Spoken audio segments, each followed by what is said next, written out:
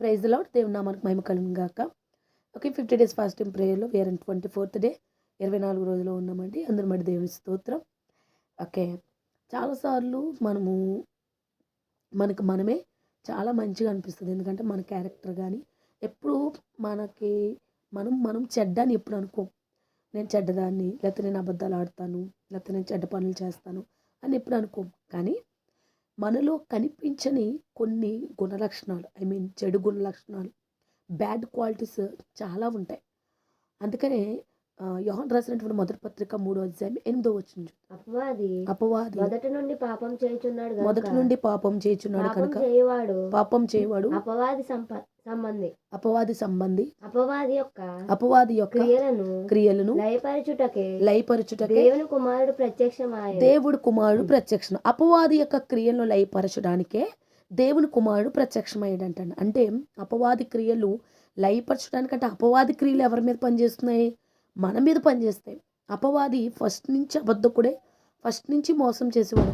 అంటే వారి క్వాలిటీస్ ముందర చెప్పి మనకి ఎందుకు దేవుడు నేను అపవాది క్రియలను లయపరచడానికి ఎందుకు వచ్చానంటే ఆ క్వాలిటీస్ మనలో ఉన్నవి కాబట్టి ఆ క్వాలిటీస్ దేవుడు అక్కడ బయలుపరచడం జరిగింది.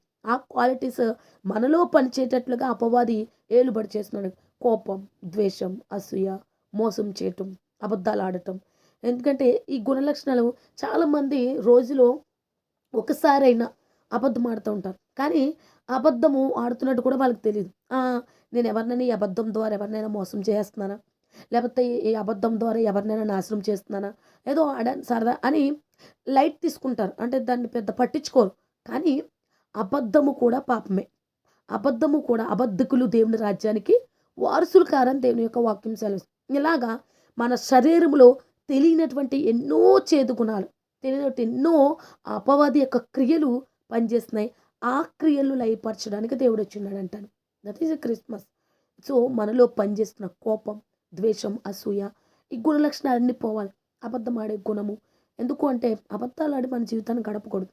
అబద్ధాలు ఆడి మన లైఫ్ని ముందుకి సాగించకూడదు. అలాగే కారణం లేకుండా కోపడడం, కారణం లేకుండా ఎదుటి వారిని ద్వేషించడం, వారి మీద పగ పెట్టుకుని వారితో మాట్లాడకపోవడం, ఇవన్నీ కూడా దేవుని ప్రేమకు విరుద్ధంగా పనిచేస్తున్నాయి. అపవాది అంటే ఇవన్నీ మనలో పనిచేస్తాయి. కానీ ఏంటంటే వీటన్నిటిని పెద్ద పట్టించుకోం.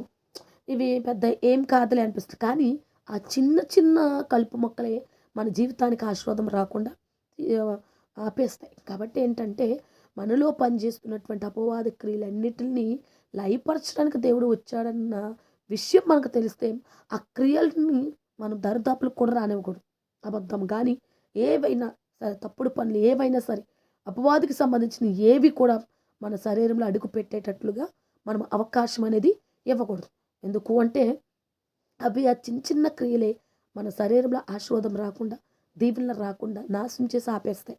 కాబట్టి అపవాది క్రియల యొక్క లయము నిజంగా మన ద్వారా కూడా, ఎందుకంటే మనం అవకాశం ఇవ్వకూడదు కదా, మన ద్వారా కూడా అవి దూరము అయిపోవాలి. మన శరీరం నుంచి దూరం అవ్వాలి.